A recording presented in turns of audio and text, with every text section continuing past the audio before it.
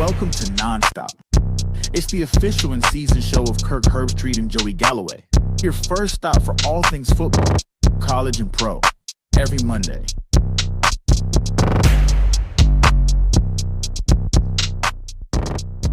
All right, Joey, December 1st. Cannot believe that we're here already. Seems like we were just getting ready for August 30th, week one, and now here we are at Conference Championship weekend. Hope you had a great weekend, bud. A lot going on with football and a lot going on with, I'm sure, your boys. Are they done with their season, by the way? Yeah, we're on to basketball season now. We got back, coached 2 basketball games yesterday for my youngest. How's he doing? He's good. He, you know, it is. You got 2 older brothers you get to compete with, so he's a competitor and pretty good basketball team. So yeah, we're right in the middle of it. All the teams, man. Is there a team they played on you've not coached? Let's see. I don't help with the high school baseball team, which my oldest is on. Okay. My plan, honestly, I didn't plan on coaching, but you've been through it. You've seen how youth coaching is. I realized that people are too serious at a young age. Oh yeah. And so I started coaching. We don't do any travel stuff. It's all local. It is, you know, I don't have designs on how do I get my kids into the NFL or the NBA or the Major League Baseball. We play, we have fun, we compete, and we go home. And are they cool with that? Yeah, they're good with that. Now I can push them in a different way. You know what I mean? I push them to compete, but not this travel stuff that crazy. It's nuts. So, and it's hard not to get part. It's hard not to like, is that guy serious right now? You know what I mean? Like, okay. Oh, we're doing that. Oh, we're doing that. Okay. Hold on. All right, kids. Hey, huddle up. It's hard not to go there. It is. I've told many coaches across the field, hey, this is youth sports. Let's make sure everyone's having a good time and competing hard, and let's move on. We're here for the ring. We're here for the ring for the weekend tournament. Yeah, it's tough out here. Off to get it. We'll get in the ring. Yeah. And you experience it on social media. Like, you say something and then it's like, you hate us. You got. I was funsies. I was looking at the comments before we came on, and we didn't even start yet, and we're already getting the SEC. You guys love the SEC, and you guys, you guys suck. You suck. Okay, good. Well, last weekend, before we get to why we suck, last weekend, starting on really Friday, some NFL games on Thursday, NFL game on Friday, but college football-wise, a lot of fun to be able to watch. Texas back home, ended up, rivalry game. It just seemed like, Trey Wisner had 155 yards. The Horns took care of business in a much heated rivalry. Love that game every year. It was on a Black Friday this year, but that was a kudos to Sark and to Arch and that whole team. Pete Kwiatkowski, the defense coordinator, had a great plan for Marcel, executed it. So number 3 went down on Friday. You had Georgia playing a really, really kind of like typical, like late November, early December rivalry game. Was kind of ugly, but it just shows Georgia can win a shootout. Georgia can win a low-scoring defensive game. That's I think, especially with some of these injuries that are stacking up for them. So that was cool. And then there's the Ole Miss. I think the big one with Ole Miss. Everybody wondered with all the distractions of Lane Kiffin, is he going to go? Is he going to stay? What's going to happen? If there was ever a time for a team to be distracted and especially be set up for a upset, was going on the road to Starkville in a game that really would test their maturity. And I thought the players did an amazing job of just kind of blocking everything out. Lane did a good job. They were locked in, really dominated that game from the beginning, jumped up on them pretty early. But any of those games, anything stick out to you on that Friday? And I know Arizona, by the way, finished off a 9-3 year for the Wildcats. Brent Brennan, congratulations. Noah Fafita, one of the top quarterbacks in the country. So they go 9-3, knocking off Arizona State. But anything on that Friday, on that Black Friday, jump out to you, Joe? There were some really good games. And this would probably be the first year that I wish the playoff was expanded. I wish that we could get a Miami, a Texas, a Vandy, because those teams are playing really good football right now. And there aren't many years where we got to the end and you're like, hey, there's more teams I that would agree. really compete in this thing. But Texas is playing its best football right now. Texas looks like the Texas we expected to see. Totally. Unfortunately, they lost to Florida. So it's probably going to be blocking their chance to get in. Yes. Vandy is playing really good football right now. What a fun story I to wouldn't want to play watch. Vandy. They might be the most complete team, best coach team in the college football. They look really good right now. Miami is back to the Miami we saw for the first 3 or 4 games of the season. They look really good. And it's unfortunate that there's only 12. And that's going to stop some of these really good football teams from getting in. And they have an argument, because at this stage, you look at, say, Texas, their resume and what they've done and the teams they beat. Hey, look, I get it. They look like a playoff team. Vandy looks like a playoff team. Miami looks like a playoff team. Those couple tough losses during a season, and if you're Miami, it was the fact that you lost 2 in a 3-week span to unranked teams. And what do you do with that? But now they come back, they look good. It's going to be interesting to me to see, can BYU be more competitive in the Big 12 championship game than they were when they played Texas Tech straight up? Because when you look at, if you look across it, Ohio State, Indiana, they're getting in. They're just in. Georgia, Alabama, I'm guessing both are getting in. Because, barring a blowout, I don't know what would stop Alabama from also getting in. The Big 12 gets interesting because if BYU should knock off Texas Tech is getting in with their resume and what they've done. Yes, that would give the Big 12 2. That'll give the Big 12 2. And all the math that we've been doing all this time, when you got me down here counting, and you start writing down the teams, all of a sudden you realize you're at 14. And then you're like, no. We can only have 12. Someone has to go. Notre Dame is getting in. They look I'll just say this. Really good. Joey, you're bringing up BYU because, it's hard to beat a team twice. What about Duke, who kind of backdoored their way in at 7-5 and with all the different tiebreakers? How Miami's not playing in the ACC championship. Wouldn't it be great if just the highest ranked, if there's tiebreakers, why don't we just go to the 2 highest ranked teams in whatever conference for this argument, the ACC? That way Miami's your best team. How are they not in the ACC championship? So that's got to be frustrating. But if they'll only get Duke one, the ACC is only going to get one though. But if Duke wins, then Virginia's out.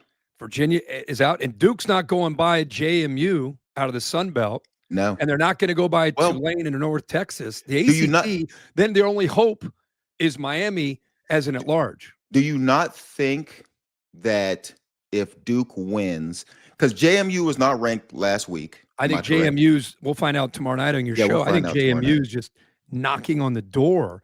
Duke is interesting. Duke's over there. Interesting. So if Duke wins, they're not in.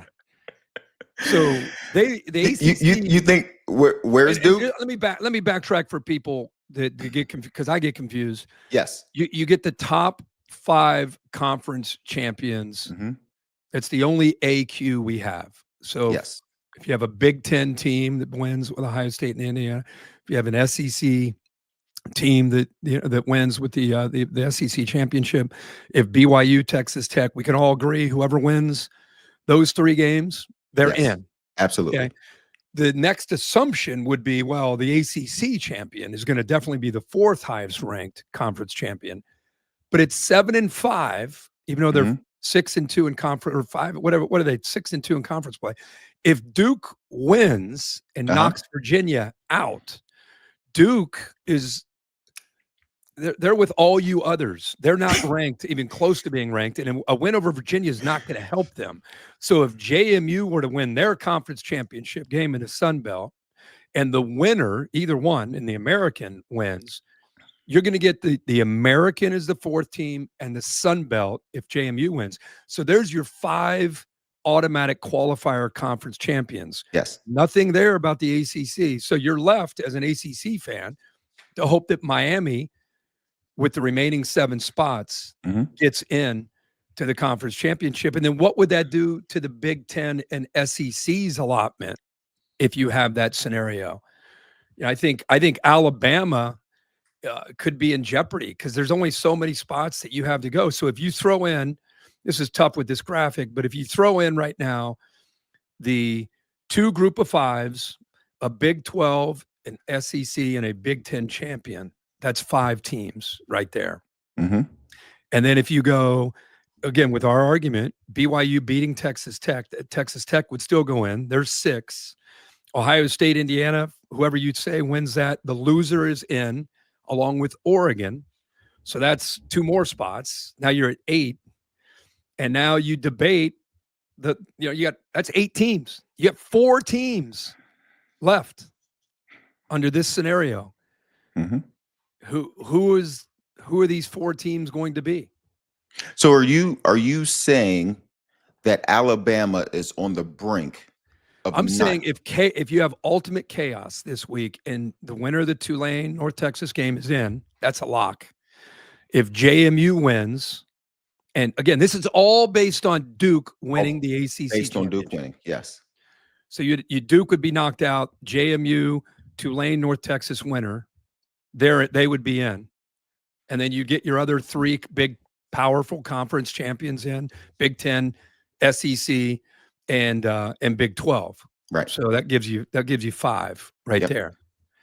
Then we agreed to Texas Tech, even if they lose to BYU, they're in. Yes. It gives you 6. The Big 10, the loser of the Big 10 championship game is in. That's 7. Oregon is in. That's 8. We haven't hit Notre Dame yet, by the way.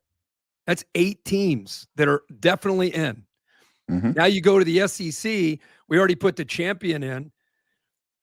Whoever loses that game, if Alabama loses, they're out under this scenario. Well, you're going to have, if Georgia beat them, that'd be 9. You going to take A&M out? No, not at all. That's 10. But I don't think you're gonna Alabama. take Ole Miss out? No, they're in. That's 11.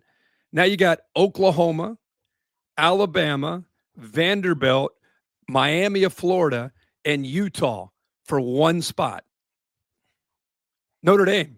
You got to throw Notre Dame in there too. Let me do my math here. I'm just telling you. Let's just hope Virginia wins and the ACC gets a team. But that's chaotic. If Duke, by the way, that's not that far fetched. I haven't even looked at the spread yet. But no, it's not that far fetched. Duke is a team that can beat anybody, and they've also proven they can lose to anybody. Same with Virginia. They can lose anybody. Mensah is a tremendous athlete at quarterback. He's really talented. And Duke can go either way. I do think Virginia wins that game, but it does get interesting. 3-point spread. If 3-point spread. If they do not. And so, as we've been talking all along here with the SEC, 1, 2, 3, 4. So you're saying they could. What? Again, this is if Duke wins. The ACC is out because you're going to have, if JMU wins, JMU and the American winner would be both in. The champions of those conferences would be in because they'd be part of the 5 highest ranked teams. Yes. You include the Big 12, the Big 10, and the SEC. Again, that gets you to 5 teams. Yep. We agreed that if BYU beats Texas Tech, they're still in. That's 6. We also agreed. So what do you have for the Big 12? You're saying if BYU wins. Gotcha. Yep. So that's another one. Duke wins. So that's 6 with Texas Tech. The Big 10 loser is in. That's 7. Oregon is in. That's 8. Now we have to debate if Georgia wins. That's 9. A&M 10. We haven't hit Notre Dame yet. Ole Miss is in. You would think even with Lane Kiffin, that's 11. So now you have 1 spot for Notre Dame, Oklahoma, Alabama, Vanderbilt, Texas, Miami, and Utah. So basically, the committee is hoping that BYU loses. Oh yes. Oh yeah. Oh yeah. Nobody's hoping for a Virginia and a Texas Tech win more than the committee. Yeah. If those two things happen, that takes basically 2 spots away from somebody. And it's very, very interesting. The ACC has been an interesting conversation all along, and people have been a little bit out of sorts a little bit with the idea of the ACC getting left out of this playoff because of how it played out. Not because Miami doesn't look like a playoff team, but because they didn't play for their conference championship, it opens the door for their conference to get left out if Duke wins. Now, that's if Duke wins, and that's BYU has to knock off Texas Tech. Yeah. Possible, doesn't look likely. No, but if again, it's pretty simple. If Duke wins, the ACC is hoping for Miami as their only chance. Yes. Miami is their only chance, and that be at large because their champion will be left. If Duke wins, their champion is out. Absolutely. If JMU win, I'm assuming JMU is going to win. Yeah, exactly. That's a lot. Assuming JMU wins, assuming that Duke would not be ranked above JMU. I don't know where no chance. I don't know where JMU's ranked. I don't know where JMU's not ranked. I know, but in the AP, they've been knocking on the door, and that's usually a good indicator of teams that have a shot of getting up there and being in the conversation. They're 19th. They were 20th last week in the AP poll.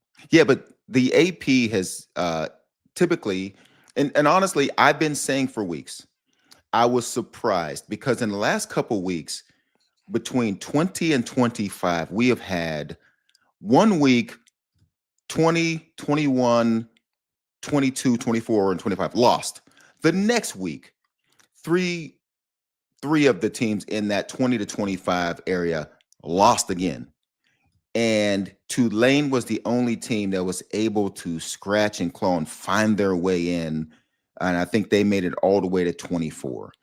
I don't know that the group of 5 is getting much respect.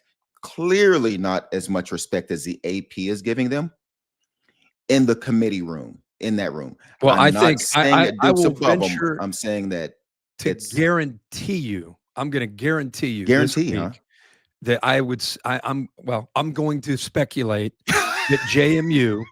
No, stick with guarantee. I like guarantee. All right, I'll guarantee that JMU is in the top 25 this week, like at 24, 25. Okay, would be my guess. I think they should be. They should be. I'm with you. I've been asking that question all along here. Yeah.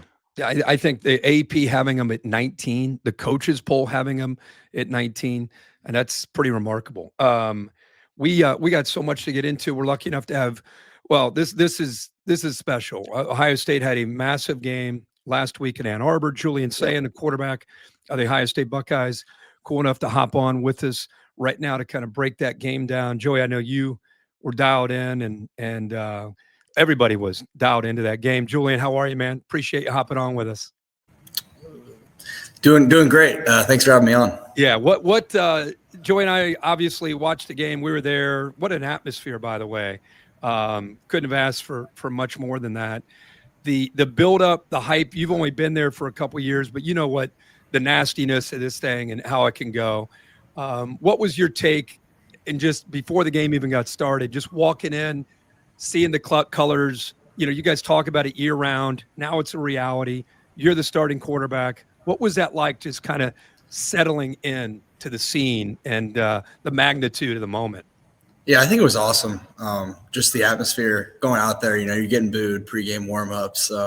It was a ton of fun. And, we were in our quarterback room yesterday watching the tape, and, there's the picture, like the film stopped and it was, Bo Jackson in their corner, and the two helmets colliding. And, I feel like it's just that iconic. It's the game, it's the rivalry. And it was just awesome to be a part of it. It's a childhood dream growing up to be a part of something special like that. That's awesome. Is there one last thing, Julian, if there's a moment in the game where it felt like, okay, you kind of settled in, you're kind of starting to see what they're doing. Was there a moment when you kind of felt like, okay, we're gonna be okay here. We're gonna execute and kind of follow the plan. We got a shot here to do what we need to do. Yeah, I think our whole thing, as an offense, is about battling adversity and just keep swinging. And second play of the game, adversity hits, had the turnover, and I think there was no panic on our sidelines. Our coaches were all very calm, and we knew our defense would go out and get a stop or force them to 3. So I think it was just having that mentality of just keep swinging and keep battling. And adversity is going to come, but we're gonna we'll be ready for it. How helpful was it for you to be a part of last season, not being the man, but having a chance to watch it, be a part of it, see how it works, see how those guys got to the top, realizing that the next season, now it's your turn. How helpful was that to you to experience that from last season, now going into a Big Ten champ game and then playoff after that? Yeah, I think it was really important just to be a part of that roster. Just see, there were so many veterans on that offense and, on the team in general, but, seeing guys like Emeka Ibuka and, Will Howard, guys who are pros and, prepare the right way and have the right mindset and, just go about their business in the right way. I think it was awesome to see, just me be able to learn from those guys and learn their leadership styles and learn how to be a veteran like those guys. You being from California, growing up, what rivalry games would you watch? Like which rivalry games? Because we're from Ohio. Herb's from Ohio. I'm from Ohio. Herb was a Buckeye before he even came out. I was not quite with him on that. But as a young kid from California, what are some of the rivalries that you grew up watching that you're like, man, I can't wait to watch this game? Yeah, I think, growing up, it was like you wake up and it's 9 a.m. on the West Coast and the game's starting. So, you're watching that one while you're eating breakfast, you're watching that game. Yeah. And then, obviously, I think just, that game and then the Iron Bowl and, USC, UCLA were probably those 3 that I was watching growing up. But, I think it's just kind of how the time slots worked out. You wake up at 9 a.m. and Ohio State's got 35 points on another Big Ten team, and you're just watching it. That's a beautiful childhood. Yeah. Who were you a fan of? Were you a fan of anybody as a kid? Growing up, I watched USC was they weren't great when I was growing up. I watched Sam Darnold a little bit, but growing up when Oregon was first in those playoffs. They were big. Marcus Mariota. West Coast, they were big, so I was hurt when they That's lost cool. the Ohio State championship. That was tough for me. Yeah, it's amazing when we have you younger guys on, and to think you started with Sam Darnold. You know what I mean? Like, because when Herbie first asked the question, I'm sitting there thinking to myself, let me try to think of a couple guys. Yeah. My first college football game I think ever was I went to the Coliseum, and it was Andrew Luck versus I think it was Matt Barkley. Oh, that's a good. Oh, my goodness. 08, 09. I went to overtime. Oh, that is amazing. Hey, Julian. So earlier in the year on this show, Herbie tries to be hip. He tries to think back to his days, and we had a conversation. This is when 6'7", and somebody called him a glazer, and so we can't. I don't know a glazer. I don't know that one. We don't know. Is there something new? Is there any new slang out there that me and Herbie need to pay attention to so we can talk to you younger crowd? I don't know if there's anything new. I think the glazer is like you're just you're feeding him too much. You're praising him too much. You're giving him too much compliment. Too much love. You're giving him too much love on something like that. He's good, but he's not. We're making it too big of a deal out of this. Is that still in there? Is Cook? That's still in there. Yeah, is Cooked still in there? Cooked or chalked? Yeah. Chalk's in there. Yeah, Cooked is in there. Yeah. Chalked is still in there. All right. Yeah. So nothing new. All right. No, and I'm done. I've been done with 6'7", whatever the hell that thing is. I think 6'7's kind of out the back door. It's going out. It's going out now. That's gone. Yeah, it's out. That's gone. How about the fact that you guys play in this game, the hype, the magnitude of this game, and now I know that people say, well, whoever wins, it doesn't matter, but it's still a conference championship, right? To me, every week matters, but they're just the outside noise. People say that whether you win, you lose, you're still probably a top 4 team. But this is you against Mendoza. This is Ohio State against Indiana. They're kind of the new school that's knocking off everybody. What's the kind of the vibe after the Michigan game and trying to turn the page and get ready for another hyped up game against IU. Yeah, I mean, we're excited. We haven't won a Big Ten championship here since 2019 or 2020. 2020 was COVID season, right? So it's definitely important to us, and we're gonna be ready, and we're excited about the matchup. And Coach Day's been talking about nobody on this team has been to Indianapolis before, and he talks about the how important and how awesome and the atmosphere of that game is, and we're excited about the matchup and playing in that stadium. How have you changed from Texas? First start, guessing a game was probably moving pretty quickly. All these reps, all these games. How different when you think about the Texas versus the Michigan game, as far as being in command of this offense, understanding your checks, where to go, the answers.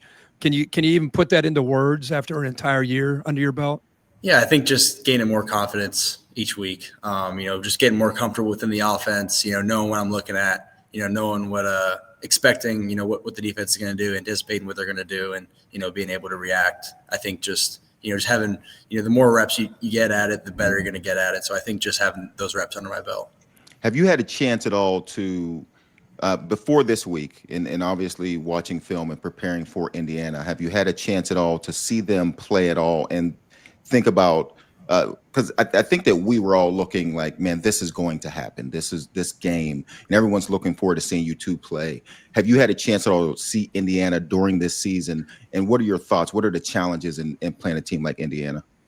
Yeah, I haven't really seen them on TV too much, just because we've been, having our games. But on tape, we studied them when we were playing Illinois, because they had that game, and then we've seen them play Penn State on tape. But just they're a good defense, and they play extremely fast, and they're really well coached, and they know their assignments. So it's gonna be a tough matchup, and they're a really good team. What's it like for you having guys on the outside that have just absolutely Tate, Smith, Ennis, for a quarterback? I mean, what is that like, just knowing I'm surrounded by playmakers that are going to make me look good in a lot of situations? Just give them a chance. Yeah, we talk about one-on-one throws a lot here. I mean, if we get one-on-one, we like our matchup. We're gonna give them a chance, and they're gonna make the play. So I think just having that explosiveness on the outside, and then having a offensive line who can be physical and be nasty up front, and having running backs who run hard up the middle. I think it's a nice compliment, and I think it all kind of meshes well together.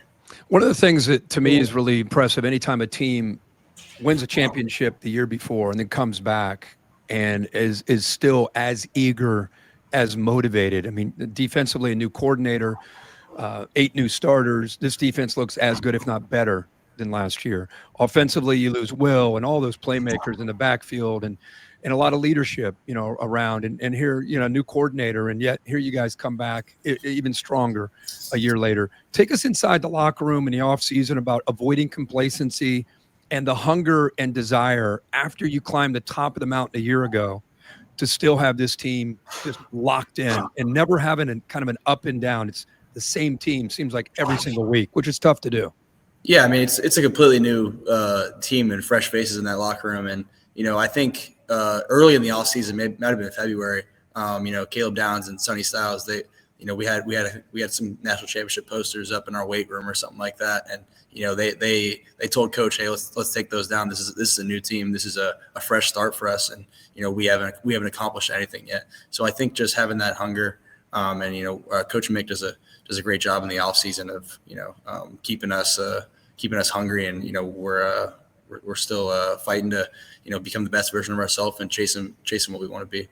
What is your schedule like this week? I don't know why I don't make it down there more often to watch practice. What is you guys' schedule? Today is Monday. Mm-hmm. I'm guessing you leave for the game Friday. Is that? Yeah, we're keeping it. Yeah, Friday like a normal away game. Monday is where we have no practice on Monday. It's a big tape day, so just get ahead on film and watch the tape and know what their top calls are, what their scheme is. And then Tuesday, Wednesday are the big practice days. We got to have great practices and physical practices on Tuesday and Wednesday. And then Thursday is kind of the polished day, and then Friday is the walkthrough, and we fly out after that. I got to say that 10 the traditional white 10 on you looked really clean. I mean, have you worn 10 your whole life? Is that just your number?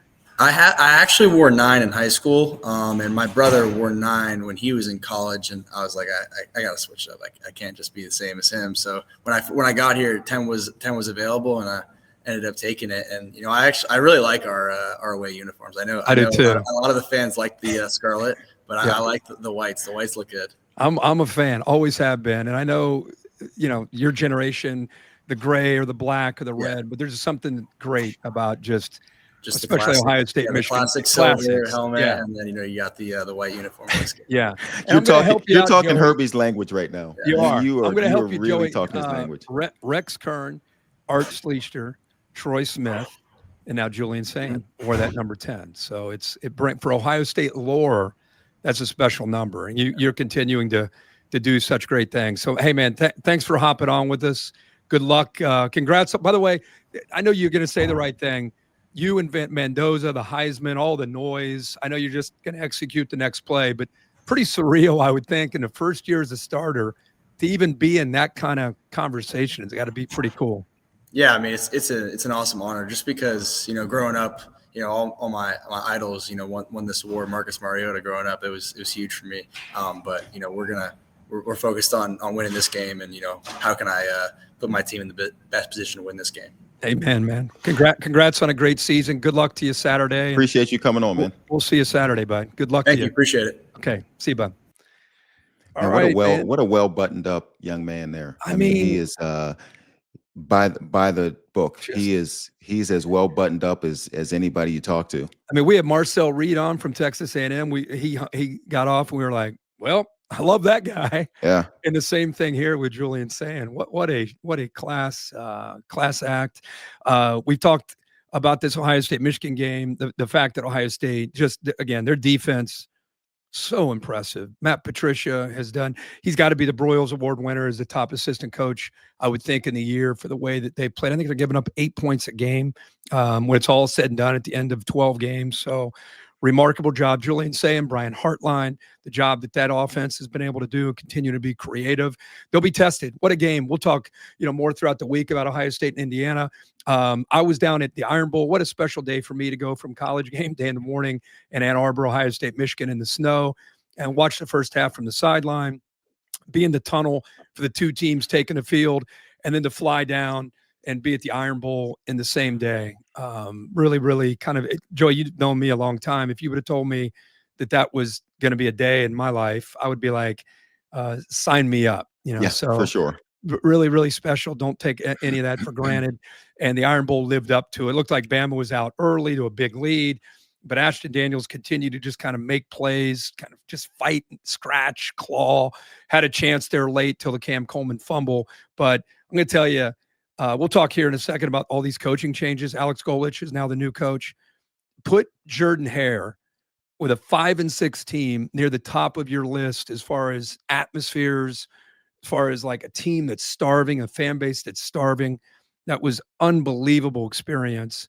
And Bama didn't play a great game, but you knew they'd be challenged when they're favorite, everything to lose in that kind of game. That's the turnover that ended up deciding it late. They're driving down to the 20-yard line, but the fumble gave Alabama the victory. But yeah, I mean, that's a starving fan base. They get Alex Golich, wish them nothing but the best, hope they can get it going. But Bama survives and advances to the SEC championship. I know you watched that one as well. Yep. Kind of the epitome of what a rivalry game is really all about, that matchup. Yeah, that was surprisingly good. 17-0. Felt like, this one is about to get away from Auburn. And then they find a way to make a couple plays. Ty Simpson was off 19 of 35, but makes the play, the throw for the go-ahead touchdown, the run to get a first down when it was 4th and 1, 4th and 2, and it just looked like he was going to get tackled 3 times, and he finds a way to make that play. That game lived up to everything we expected it to be going in. No doubt. Records didn't matter. Auburn is a team that they could have won 10 games this year. They have been in every single game, and it just seems like somehow, some way, when you That's what you like. If you just look at their record and say, man, they're 5-7, that is so not what their team could have been. Right. The opportunity there's talent they there. had Yeah. To win games. And this will be another one in a long line of games that they were in at the end and had a chance. And it was just one play here or there changed their entire season. That game was good. The question now becomes, because we had this conversation, how much does Alabama get penalized in the event they lose to Georgia in the SEC championship game? Because the teams that'll be sitting at home, the Vandy's, the Texas, the Miami, those teams will have their eyes glued on the teams ahead of them that are playing. Right. If they lose. Obviously hoping for Texas Tech to win, obviously hoping for Georgia to beat Alabama. No point. Big Ten is in. Both teams are in. So it gets very interesting for those teams. And what happens if Alabama happens to lose and get their third loss of the season? What do you do with them? Right. And again, I think it's all going to be predicated upon what happens in Charlotte. We talked about Virginia. If you're a big fan of these teams, these other large picks, Miami, Alabama, all these teams that are going to be kind of on that bubble, you definitely want Virginia to beat Duke. You do not want Duke to win. That would take a spot away from the at-large spots. You want Texas Tech to win because you don't want BYU and Texas Tech to get in. That would take another spot away from the at-large picks. So, I think if chalk were to be out there and you'd have Virginia winning, which would secure a spot for them. If you had Texas Tech winning, which would secure a spot for them, you get the Group 5 team, and then it opens up. The winner and loser of the Big Ten will be in. Notre Dame's going to be in that discussion. The SEC, it's a matter of how many will they end up getting. Like going back to your point about how they look at Alabama. Or if Alabama gets blown out by Georgia, or if they lose and it's a third loss, what's going to happen? If they get blown out, then they're out. They're out. No but question. If they compete and lose, that's a third loss. There are a lot of people like Miami and Vandy and Utah. They're going to say that's a third loss. What's going on? Why does Alabama get this kind of treatment? So you're going to get that kind of noise. There's others that say Alabama already went to Athens and beat them. Now they're going to get penalized for playing a bonus game. Like that makes no sense. So. Absolutely. And Alabama beat Vandy, so Vandy may not be the best, but Miami will absolutely be jumping on the table. If you don't think Vanderbilt would? I think the game that got overlooked this weekend was Vandy blowing Tennessee out in Knoxville. They absolutely did. The difference for Vandy, though, is that Alabama beat them head to head. So it's a tougher argument for Vandy than it is for Miami. I think Miami would be absolutely standing on the table screaming, if Alabama takes that third loss. But again, I'm with you. They go on to play in the SEC championship game. I mean, because if you're Texas A&M, if you're Ole Miss, you're sitting there like, man, we don't have that extra game. We don't have to deal with that extra game. How does the committee look at that if Bama should happen to take that third loss? Let's look at the thing that's been on everybody's mind, which is Lane Kiffin leaving and going to LSU, and the timing of it and the calendar. We always hear folks talking about how this college football calendar is bad for the game, which I think all of us would probably agree that it puts all these coaches in really tough spot. We addressed this on game day about Lane, whether or not he should. It became pretty clear to me with all these other coaches re-upping. Eli Drinkwitz did that. Clark Lee did that. A lot of these guys use the threat of them maybe leaving as opportunities to stay and show that we're not going anywhere. That never happened with Lane, so it led us all to believe that he's probably going to head out. My point on Saturday on game day and continues to be, I don't know whatever the players wanted. This has been such a magical year for Ole Miss.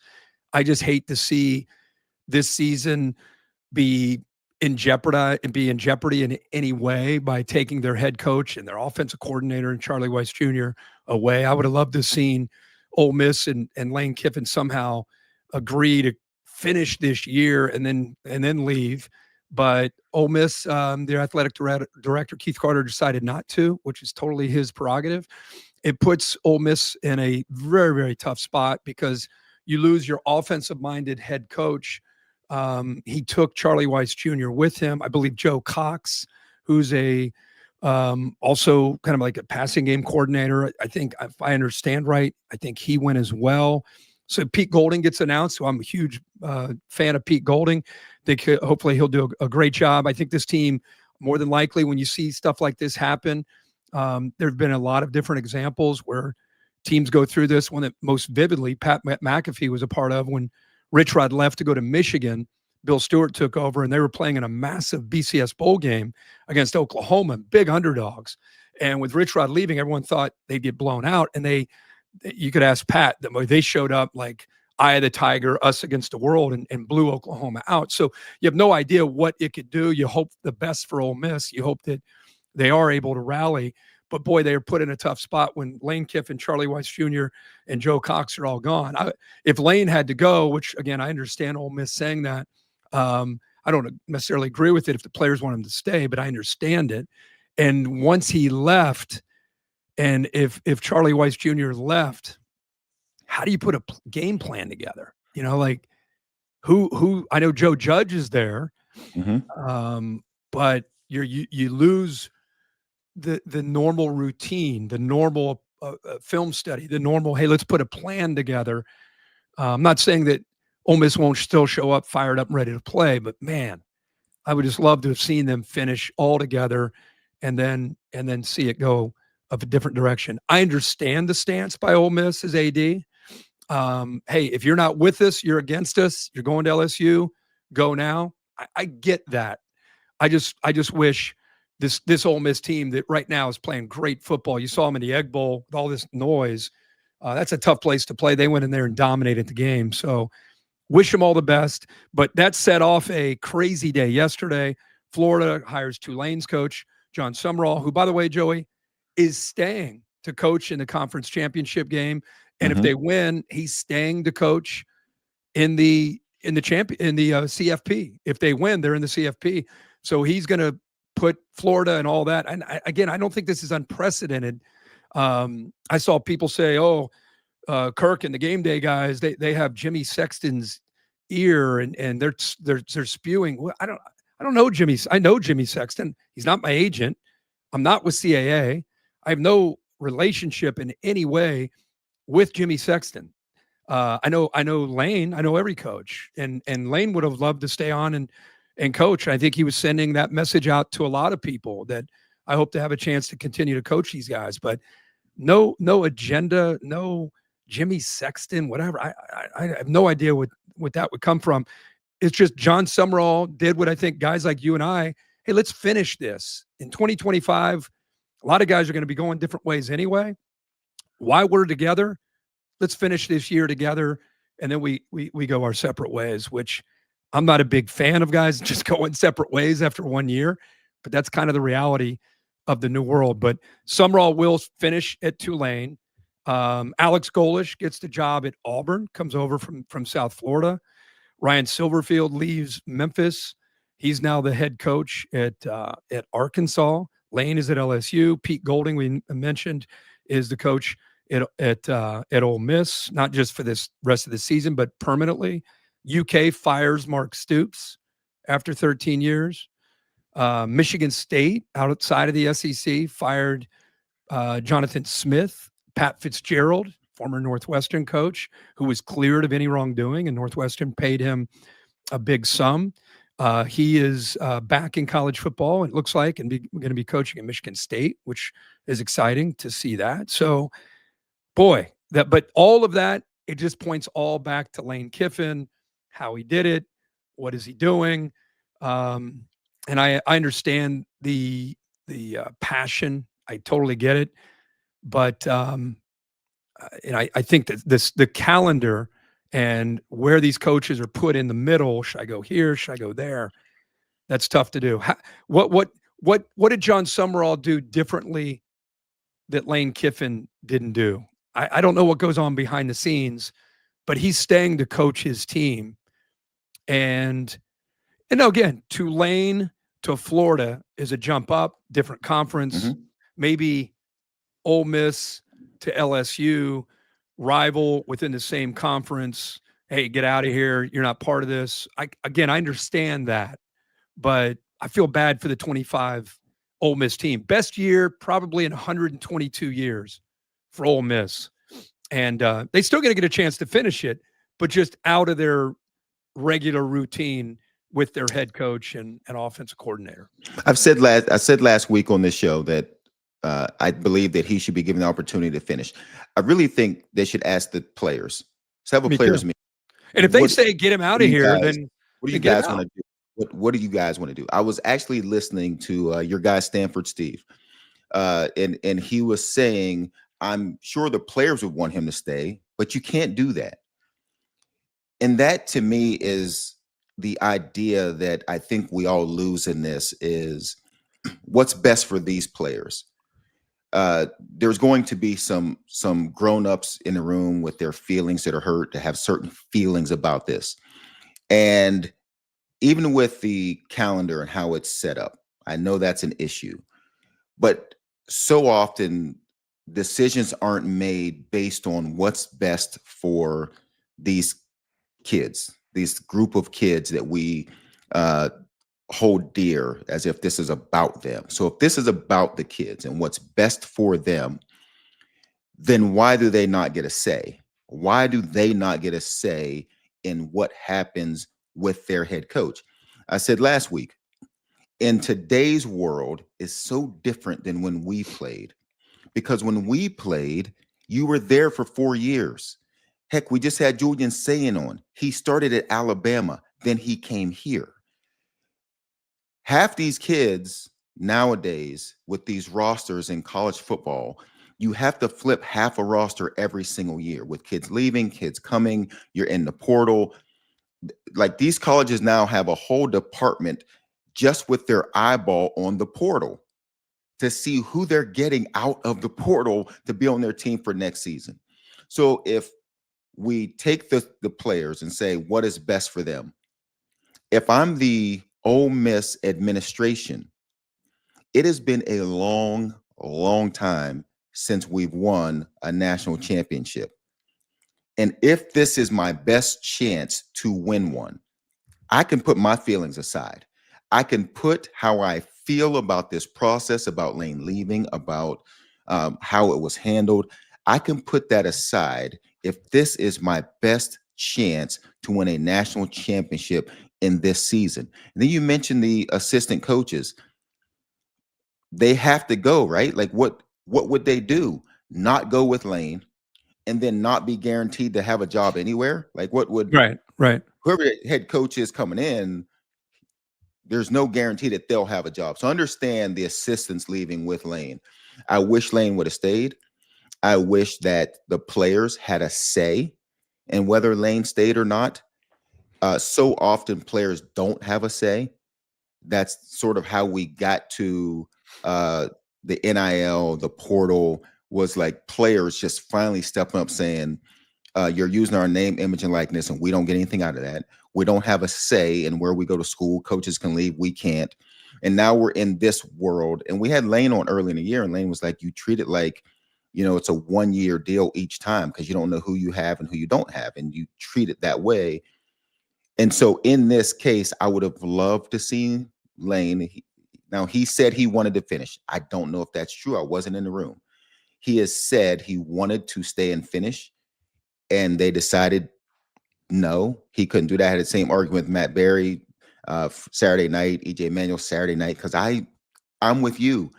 I think he should be allowed to stay because the players have an opportunity to accomplish something that hasn't been accomplished at Ole Miss in a long, long time. And that's been now, not saying they can't, but it's going to be more difficult. Yeah. And I think we also can say, I understand. It's not like, how dare you not let it. It's more about, man, I hope they talked to Chambliss. I hope they talked to the players, and I'm sure they did. I don't know if they talked to the players. I don't know if the players said, no way, he can't stay, he needs to leave. I have no idea. I saw a few of them on social media last week saying, regardless of what he does, we want him to stay. I have no idea. I only maybe the people at Ole Miss, the players, the coaches, behind the scenes. You and I agree. It sounds like it would have been great for the players for this 2025 Ole Miss team to have a chance to finish it as the collective that they started with.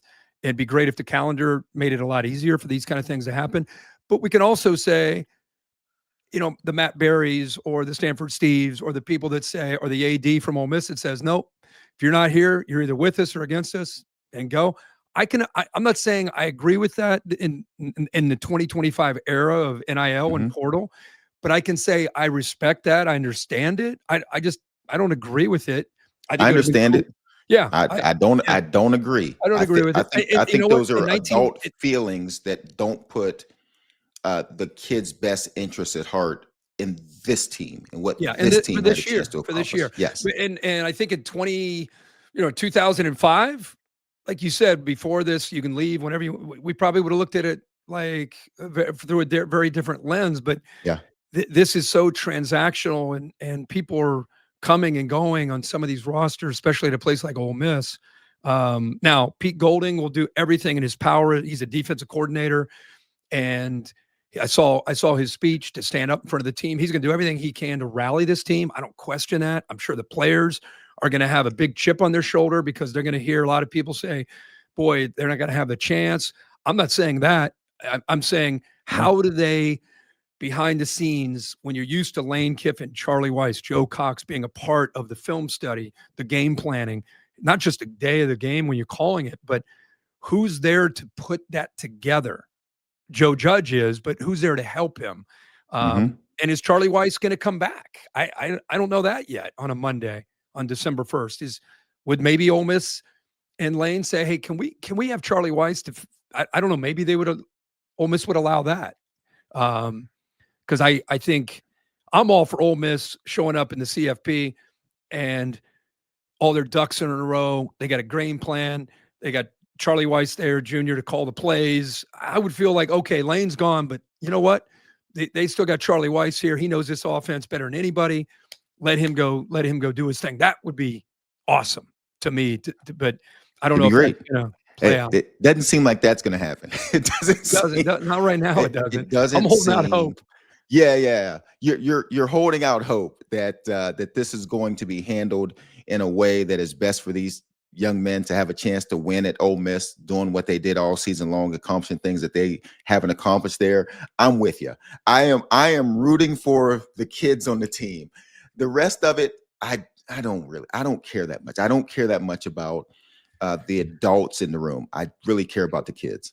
Yeah, I'm with you. I care about the kids. I care about the 2025 season, a magical, once in a lifetime season. Absolutely.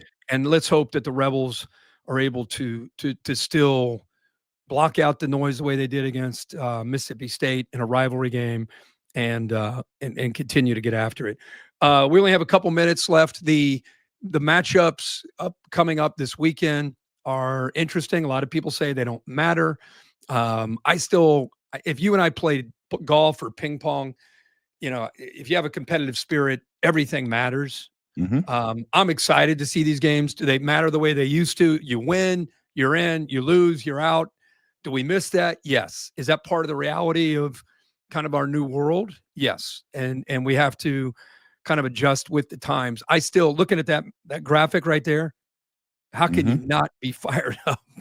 I don't care if they get a box of chocolates for the winner and the loser gets nothing. I mean, look at that.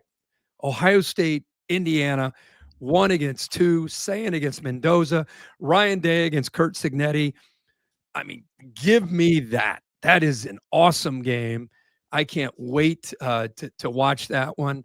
I think a rematch with Alabama and Georgia. Again, it's a conference championship game. I could go to the American. I could go to the MAC. I love when there's a championship on the line. You can't take that away from me. It's better when it's not a rematch. It's better, like the Big 12, Texas Tech, BYU, they played. Alabama, Georgia, they played. Everyone that is a college football fan has been waiting because the arguments, the Big Ten didn't play anybody. Ohio State, who'd you play? Indiana, you played Oregon, but who else did you play?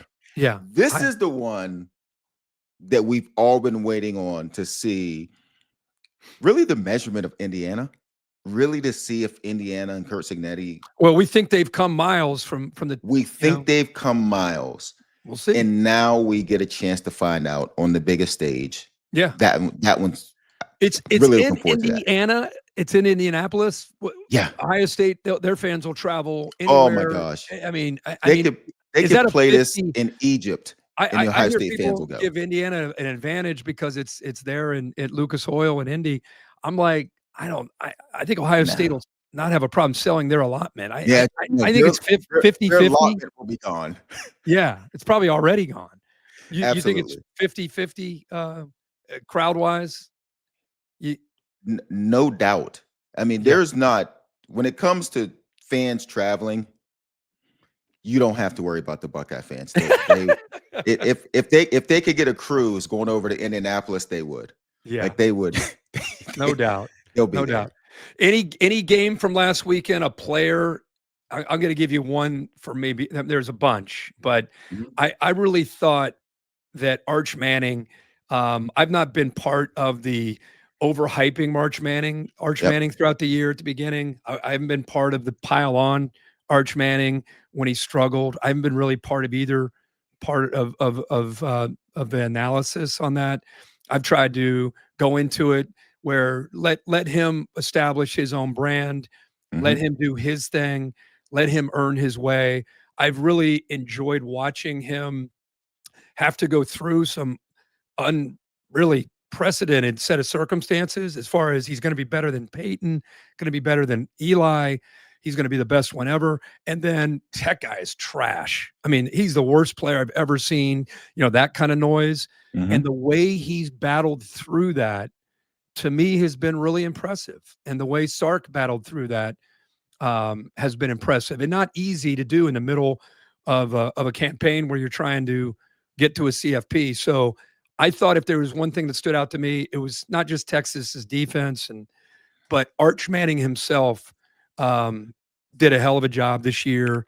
And I think he really grew. I think he'll benefit in the long run from this.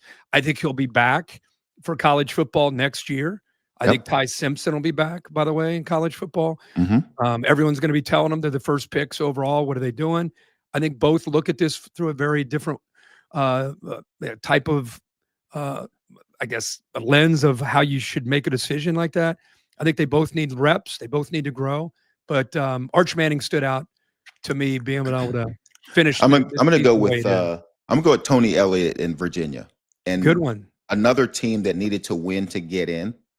As we watch this weekend play out, and we've had so much conversation about the ACC and where they've been, and then Virginia loses to Wake Forest, and then they have to go on the road at Duke, and then the big one against Virginia Tech this past weekend. The way they finished off those last two games, very impressed with what Tony Elliott has done with this team. And incredible. And again, got to be the national coach of the year, don't you think? Yeah, and the ACC is a rematch that we've seen already. Virginia Tech beat Duke a couple weeks ago. But the way they've handled their business, this wasn't like Alabama, Auburn, where it was like down to the wire. They came out. SMU needed to win against Cal, and SMU came out sort of sluggish to get behind. None of that with Virginia. Virginia went out, handled their business the past 2 weeks. To get to the ACC championship game. So I was impressed with Tony Elliott, what he's done with that team. Again, after the loss to Wake Forest, it was like, oh my gosh, don't tell me Virginia's now going to choke this away. And to handle their business the past 2 weeks, very impressed with Tony Elliott and the way that team played, and looking forward to seeing them play this weekend. Amen. In a rematch. Amen. I love that one. Great one. Class act too, by the way, is classy a guy as there is probably in the profession. Joey, you doing the show? You have the show on Tuesday night? Is that right? I hear we're getting a lot of snow up there, so hopefully you get in and out okay. Yeah, hopefully we can get in and out okay. So the one last ranking show tomorrow, and then the final is going to be coming up on Sunday, right? Are you in for that or what? I think I am. I think I'll be on for a couple quick comments. But I like watching you guys on your show. I think come on. I mean, we're out of here. By the way, just want to thank all the folks that have been with us all year. We're going to continue to do this all the way through the national championship. If you're enjoying this stream, please leave a like and please subscribe. Joey and I do this every Monday. A lot of times we'll hop on like this Tuesday night after the ranking show that Joey's a part of, and continue to just try to make sense out of this. It's a lot of passion, a lot of emotion. I totally get it, respect it, and love it. And hopefully we have a great week, Joey. Hopefully we have awesome games for the conference championship. And we'll be back tomorrow night and then obviously throughout the weekend as well. Everybody have a great week. We'll talk to you tomorrow. All right. See you later.